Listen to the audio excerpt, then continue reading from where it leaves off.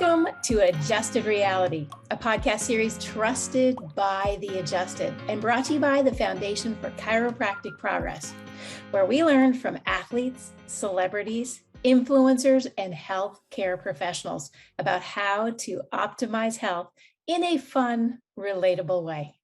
Join me, Dr. Sherry McAllister, as I speak to Dr. Chris Niebauer about overcoming left brain laziness with logic, fun, and awareness. Adjusted Reality audience wanted more, so we brought him back. Dr. Niebauer, as many of you will recall, was in season 2, where he talked about the thinking mind, modern philosophy, and how imbalances within your brain or thinking mind affect your body. As a reminder, he is also the author of No Self, No Problem, How Neuropsychology is Catching Up to Buddhism. In his groundbreaking book, Niebauer writes that our sense of self, or what we commonly refer to as the ego, is an illusion created entirely by the left side of the brain.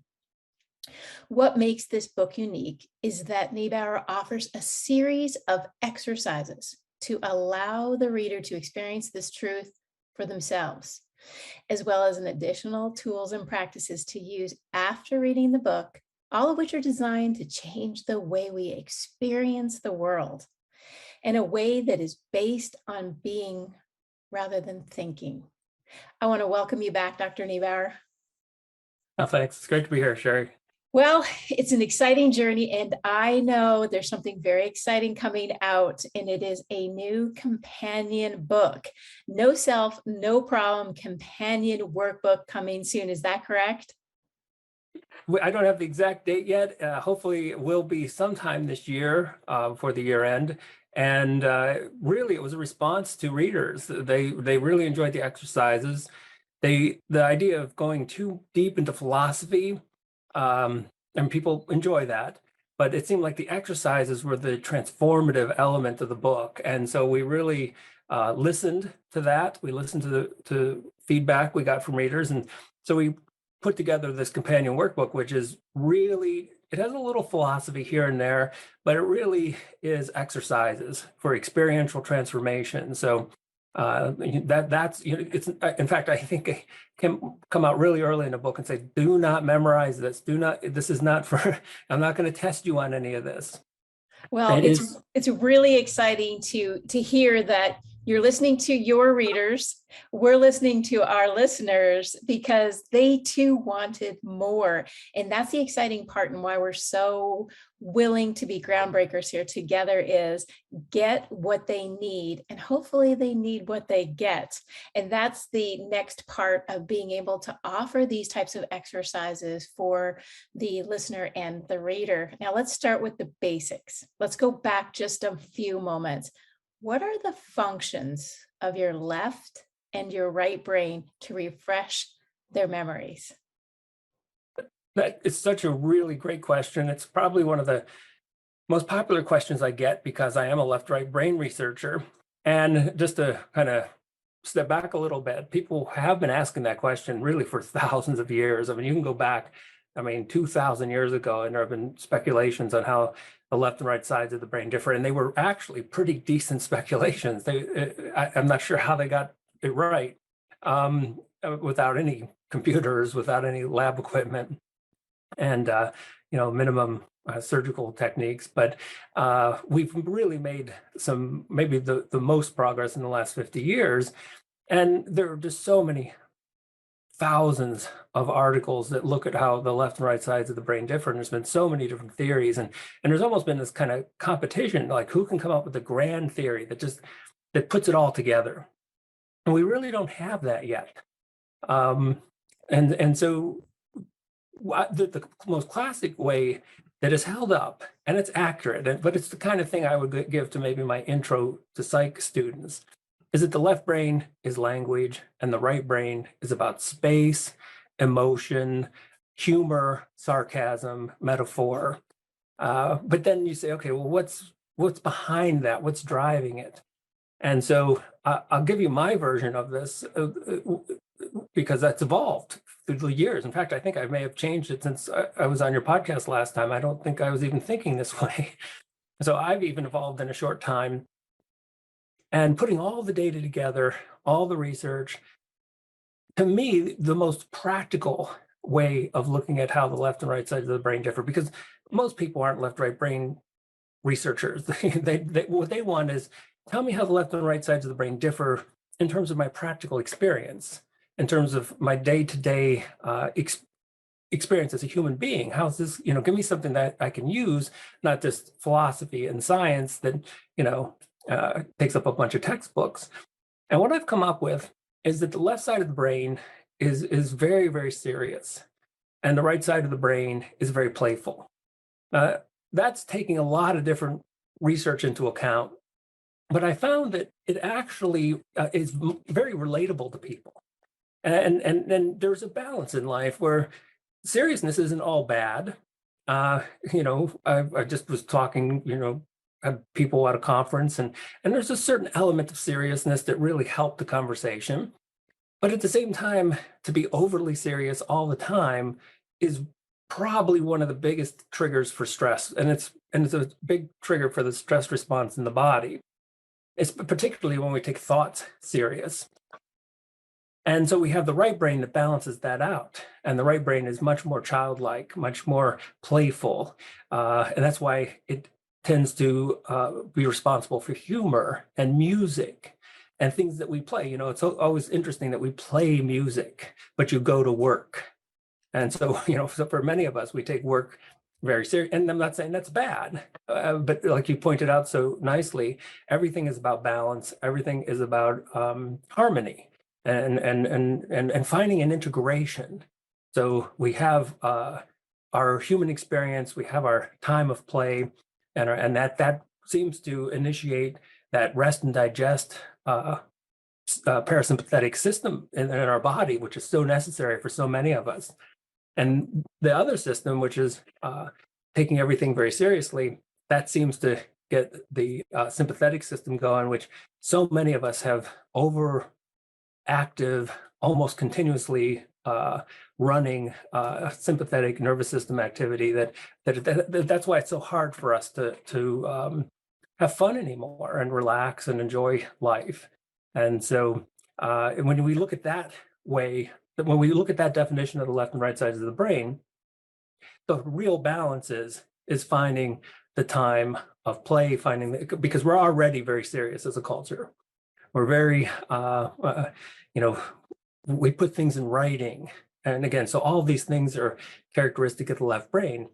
And it's to be serious. So I did quite a bit of investigation in it. What does it mean to even be serious?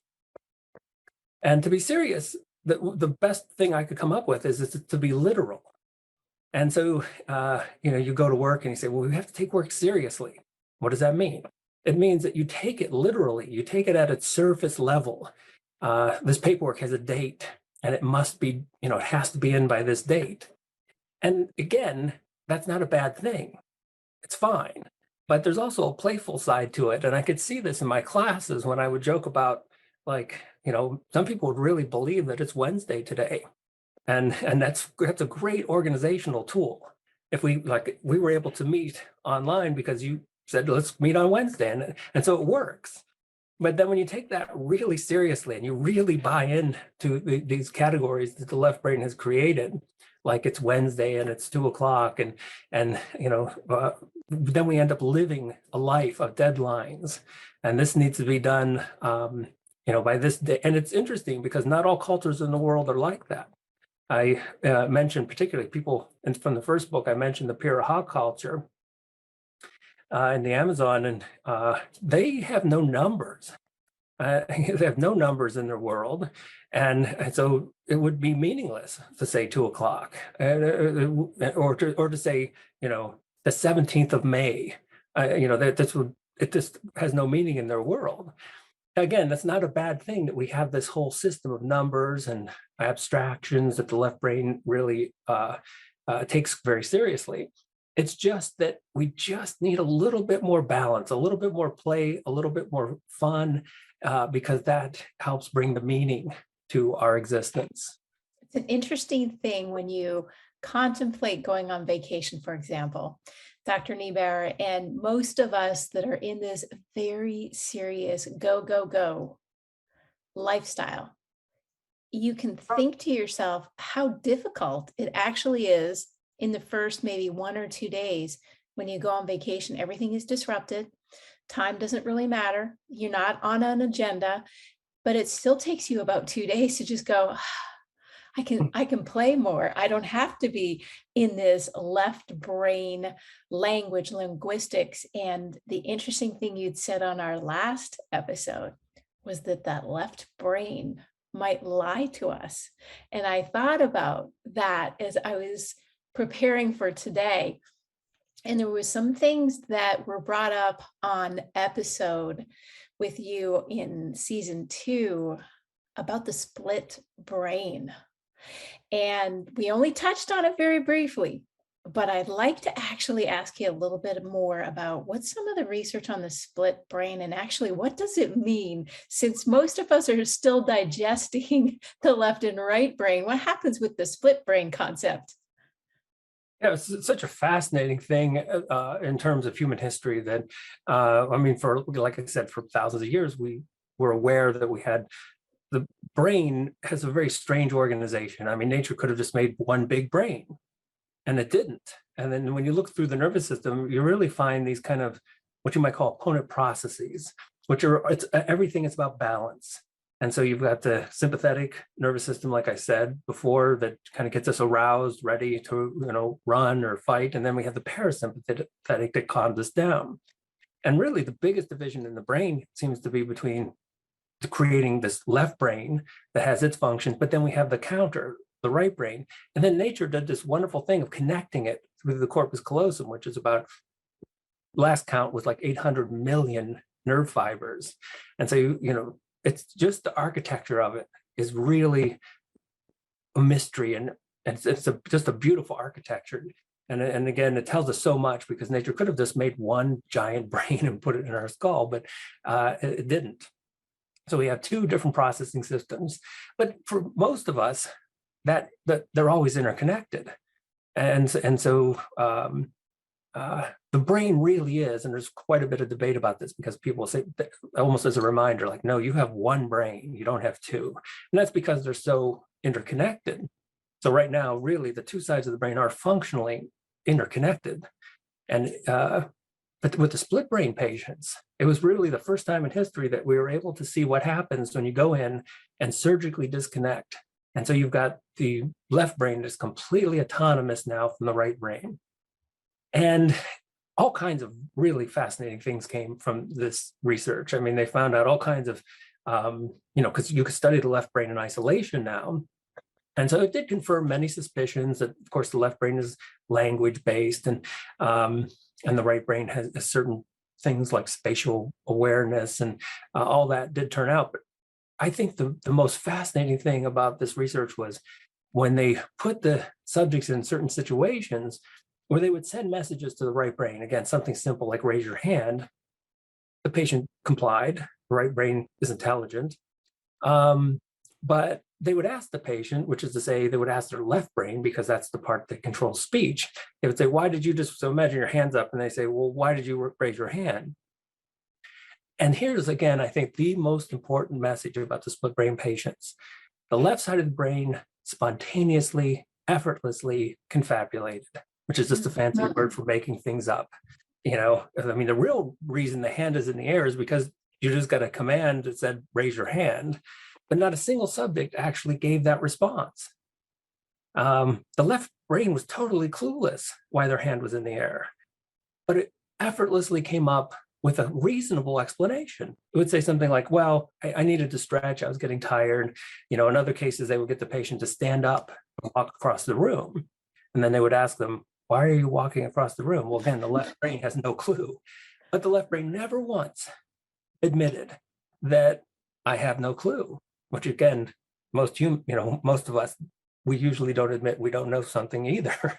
We usually just make up a story, and that's what they found. Is that the patient would say something like, "Oh, I got thirsty and I needed to go across the room to get a drink." totally wrong, complete confabulation. But it did fit the story. And so the take-home message from all the split brain research is a really serious warning to us as a species to recognize our infinite capacity to confabulate, to make things up. And so, we have this old, very ancient idea of know thyself. And it's really, self-inquiry is very important. And so anyone watching your podcast is probably, on a path of self-awareness and trying to figure out who they are as a person. But we have to be really cautious because our amazing capacity to make stories up. And you mentioned vacation, and it's kind of amazing that there's so many examples of this when the left brain just has this, it creates this whole image of how it thinks vacation is going to be. And vacation, sometimes they don't turn out at all like we had planned, and life doesn't turn out as we had planned. So that left continuously trying to organize, schedule, and control, and it wants a nice, orderly, neat world. And that's why I said it takes things so seriously, because that's what all this is about, having predictability. And then reality sits in, and it's like, it's just, it's the old saying, make plans and God laughs, and and that's sort of relates to what the left brain is always, what it's always about. So the split brain patients were just such a perfect example of this, and there were not a whole lot of them. There were really only like 3 patients that were really able to work in the labs and undergo these kind of experiments. But they showed us that the left brain has this incredible storytelling capacity. It creates myths. It wants to provide an explanation, and it doesn't seem to have the capacity to just say, I don't know. Right. I like how you brought in the adjusted portion, because as we sit here on adjusted reality, we're trying to get you almost uncomfortable with understanding how the left and right brain work. And you're right, it could have been one unit. The brain is a mastermind machine operator. It controls every piece of our body. And that brain is working 24/7. And the more we understand how it works, we almost flip the paradigm. The more we can actually control how and why it works. And that's something that's really very, very interesting, because we're literally changing how the body can respond. And most of you know, especially if you've had an injury and the body has to heal itself, and you're bringing yourself back into balance and creating a level of awareness on some muscles are going to be weaker after that injury. Others are going to be tighter because they had to work harder. This is very much the same bodily function for injury as we look at the brain and how the left relates to the right. And there's a sense of self there. Clearly, we talked about the ego, but tell us a little bit more. How does that sense of self play into all of this? Because we all have an idea of what we think we are, but how does it really work? Yeah, that's a great question. Well, again, if like you pointed out, humans, if you look at us philosophizing for so many thousands of years, and we did pick up some things about some insights about what it is to be human, but then neuroscience came along, and that really just kind of clued us in, like we would have never recognized that the left brain makes up stories, and if we didn't have the split brain patients. But that was a very difficult thing for us to take in. It's when I tell people, like, look, we confabulate and we make up our own, and then you finish it up with, and we believe these stories. Right. Yes. and half the time these stories are the things that cause us stress, and that leads us into one of the most stressful stories out there, and that's the story of the ego, the self. And of course, from an evolutionary perspective, having a sense of self probably was a huge advantage in terms of survival. But we're at a time where we live in such a different world. I don't have to deal with an ice age. And, we get food through drive-through, not the way our ancestors did. So everything has changed in terms of the how the brain evolved and the problems that the brain evolved to solve. And we're living in a totally different world, and we need to recognize that, because so much of the mechanics of how the brain work are 100,000 years old. And so again, one of these tricks that the brain came up with for survival is this idea of a self. And it really does make a lot of sense, because when you look at, like, imagine you got the left brain and it's just an endless storyteller, and it's trying to interpret and figure out the world, and it just wants to come up with any explanation, even if it's wrong. Well, that's what the self is. It's just another one of these stories. It's an explanation, and it does make a whole lot of sense. And it's a very useful explanation. So, of course, the title of the book was No Self, No Problem. And the short version of that title is, so many of our problems are because we take the self seriously. And there's nothing wrong with the self. And again, it's a really useful idea. It helps if I go to a parking lot and I get into my car. If I just randomly got into cars, the whole structure of society might have some problems. So I have this idea of property and what is mine and pay my bills and all that. And so on that level, the self seems to work out and has a certain function to it. But like I was mentioning earlier, the left brain takes things seriously. And when we take the self seriously, that almost seems to be completely destined towards suffering. Mm. And if you look really in the last 20 years, if you want to say one thing that kind of captured our culture, because I was looking at comics and I was looking at politicians, and it's kind of remarkable that even 20 years ago, people used to kind of make fun of themselves. They used to have fun with their, they would self-mock, and they would, make jokes about themselves pretty commonly. And then all of a sudden you see we don't do that anymore. And I think that so we're taking the self really, really seriously.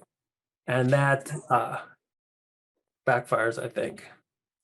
That really is one of the things it was leading me to. You become very imbalanced when you take the self too seriously, because there is this notion that we need to have fun, we need to play. All work and no play makes Jack a dull boy. That was one of the paraphrased pieces that I grew up with, is you have to find the fun back in your life, and possibly do distance yourself from this left brain idea. And our opportunities become much more depressed when we are always so harsh with ourselves too. When you make a mistake and you have to admit it, you recognize there is an uncomfortable feeling about doing something that really is good for you to admit, I made a mistake, I need to correct that.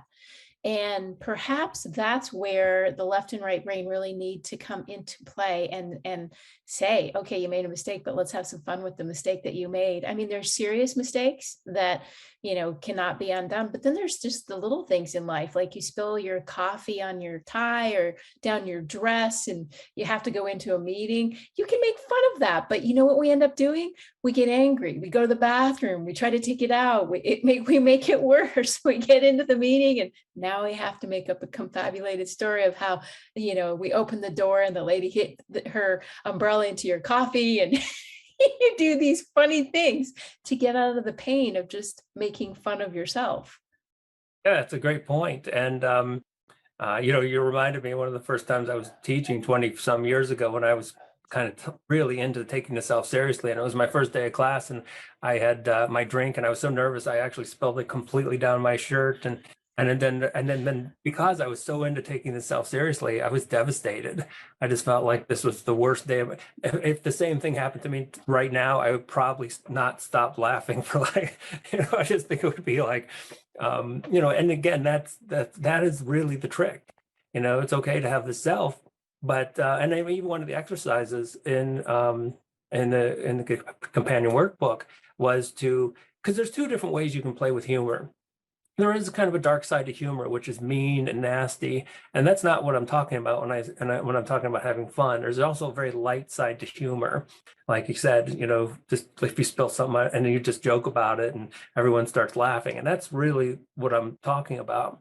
And just a really simple practice, just every day, just find some little joke to make fun of yourself with, because, and you also mentioned this too, and I think it's a really important point. Forgiveness is a really important thing in the human experience. We're not very good at it. We don't have any classes on it. We have no training on forgiveness. We're just expected to do it. But the hardest person to forgive is ourselves. And then we have a really tough time with this, and people struggle. And when you get into that loop of self-criticism, because that's all the left brain is continuously judging. It doesn't want to let go of the past. It doesn't want to have fun with it. It wants to make it into again, something very serious. And so why not learn from it? And, just happy accidents. There's really no mistakes. I think Bob Ross said that. I always like that saying. And that's the playful side. I wonder too, as we are very hard on ourselves, and most of us will look at a mistake and hold on to it, and maybe we forgive ourselves for it, but we never forget. And sometimes that inability to forget, which I wish I could forget some of the mistakes I've made, it comes up at the most inopportune time. Someone will say something and it's like a trigger right back to that moment of, okay, it happened then, but it's not going to happen now. And I think if we could even make light of some of those moments where we do forgive ourselves, and we make it more fun to think about how it could have been. I mean, if it's already lying, why don't we lie in the right direction, right? Make it more positive on how fantastic that mistake was, and it actually turned out really funny. I wonder if that changes your future as you end up with that trigger going backwards. What do you think of that? It's a great piece of advice, to recognize that we are confabulators. I mean, but then you had a great piece of wisdom there.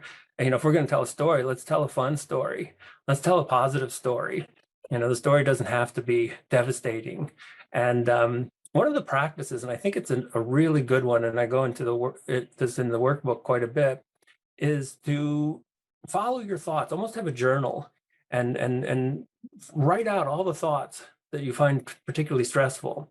And what you'll find, and I had my students do this, and they absolutely were blown away by this exercise, because once you have the thought down on paper, then you test it out to see how accurate it is.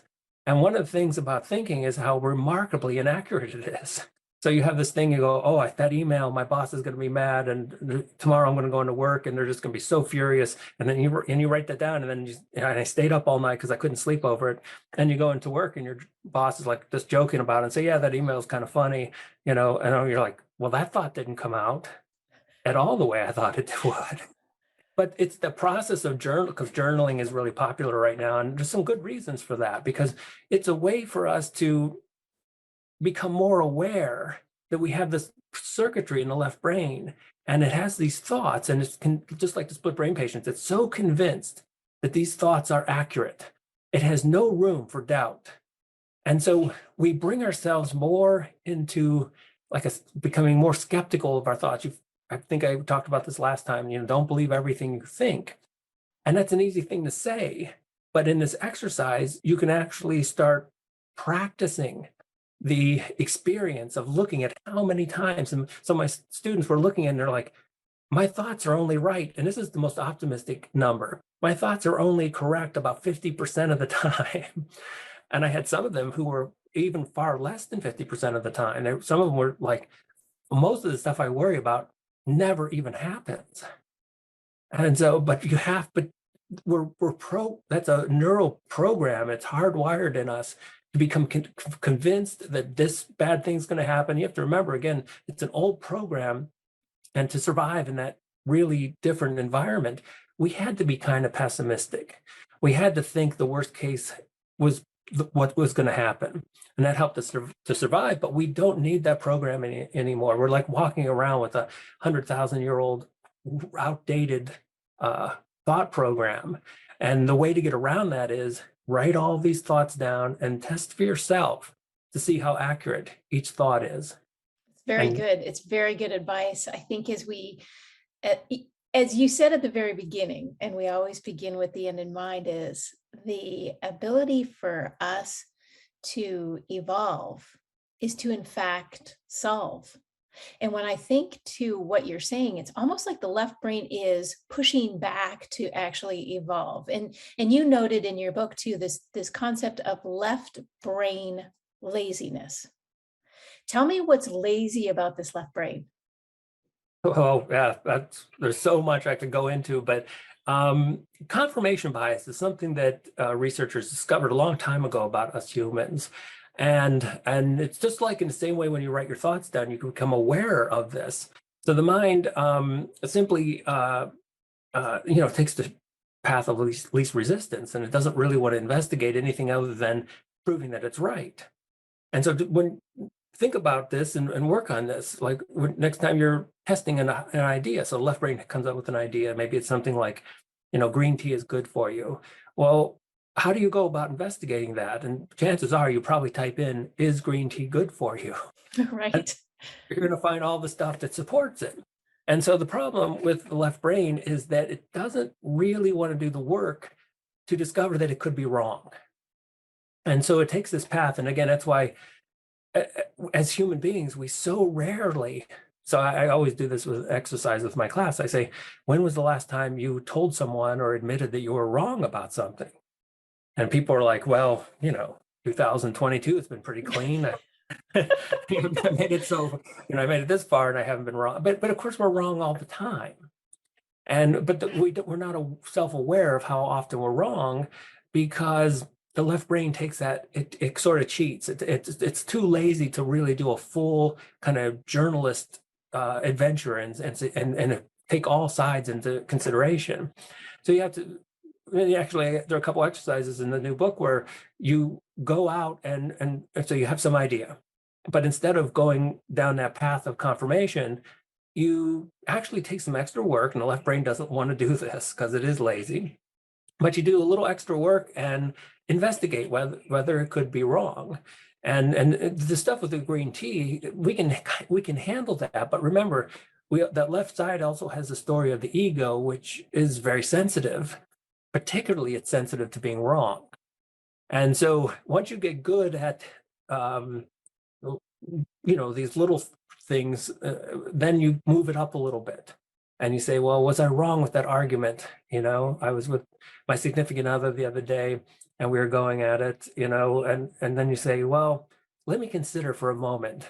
Let me just play devil's advocate. Maybe I could have been wrong.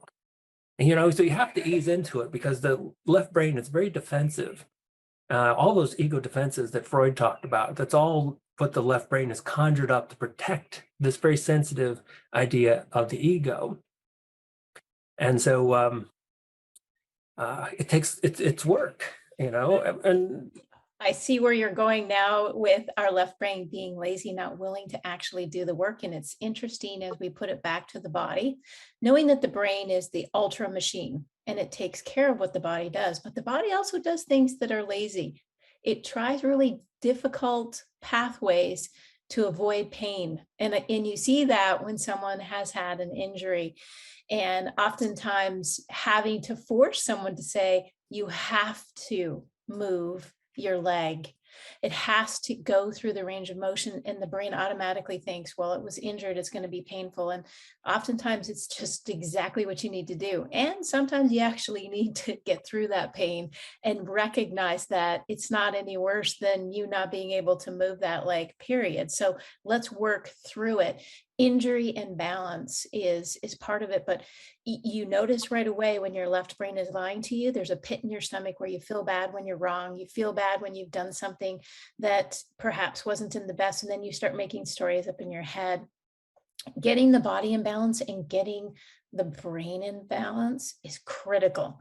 And I think that's one of the pieces that really engaged our audience on season 2 is we recognize now, as you just explained, that the left brain can be lazy on logic and doesn't want to go the extra step and perhaps just say, what is green tea? And then we can start walking through the factual research on whether or not it's good for you.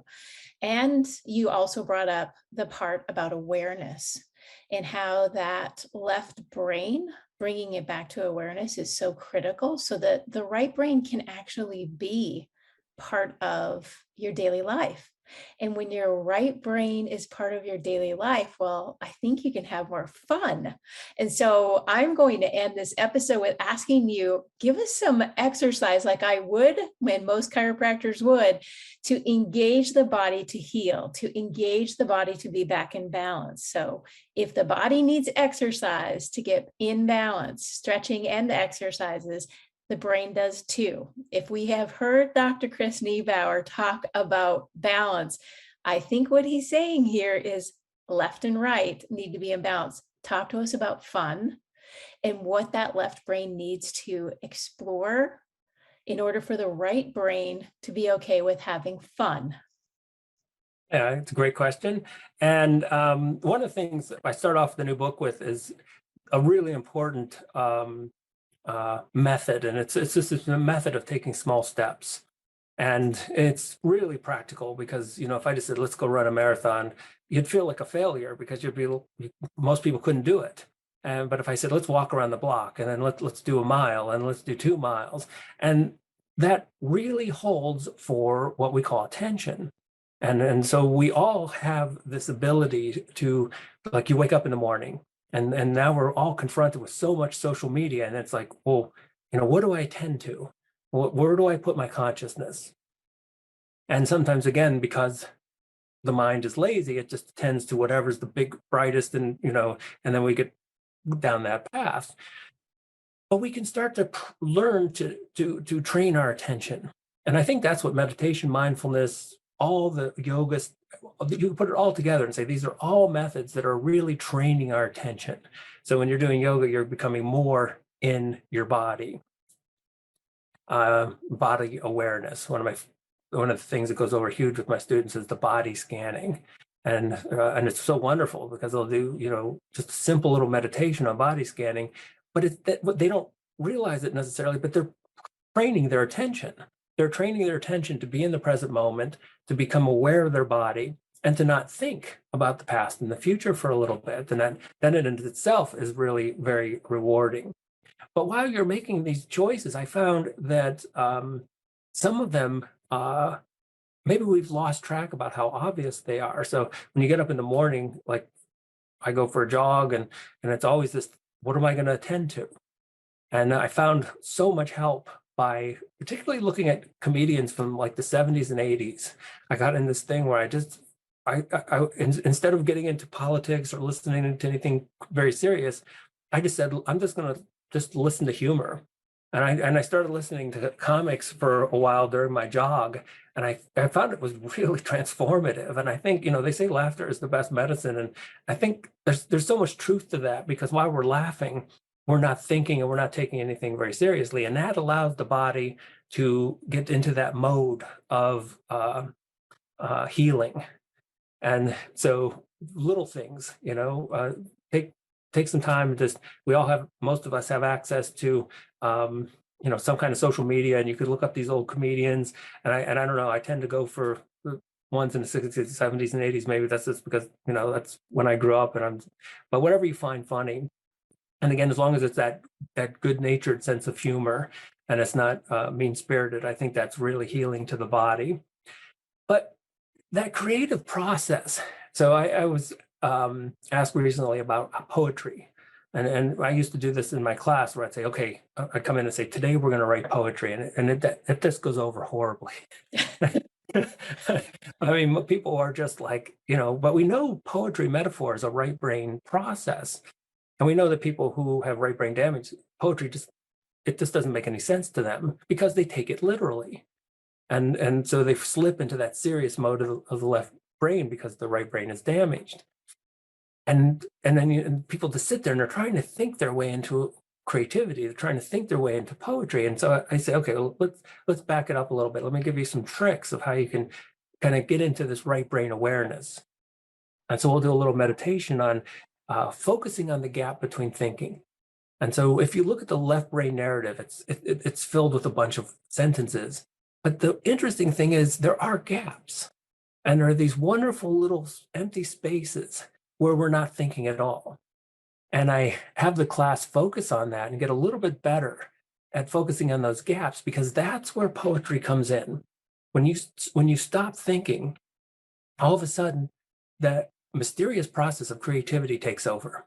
And then all of a sudden, if you can slow the mind down a little bit, suddenly this weird poem or song or a piece of art just suddenly comes to your mind. And when no one knows where it comes from, well, it's coming from the right brain.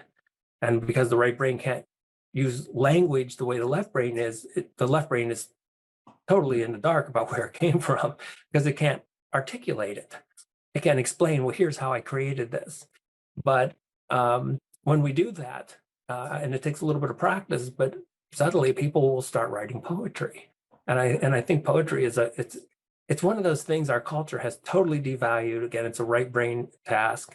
So you can get into, the laughter, the poetry, and it's sort of it's almost like a thing that becomes kind of contagious. So in the same way that we've become completely dependent on the left brain, because it's like it's snowballing mechanism. We got into it, and then that created the imbalance. But the same thing can happen with the right brain. And it doesn't have to be, again, small little steps.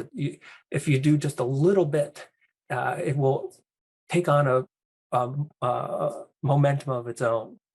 And another wonderful thing, doesn't work, not for everyone, but for so many of my students, music seems to be a wonderful way to get into the right brain. And a lot of people actually do listen to music. And the thing is, it's interesting. They'll go to work and they'll crank them, and they're totally right-brained. They're completely into the music, the rhythm, but the interesting thing is when they pull into the parking lot, it's like they shut that all down, and they say, well, I was just zoned out, so that's the left brain coming back online, trivializing the right brain experience. And what I think is important is, like, you recognize, like, hey, my drive to work was all right brain fun. It was all right brain play.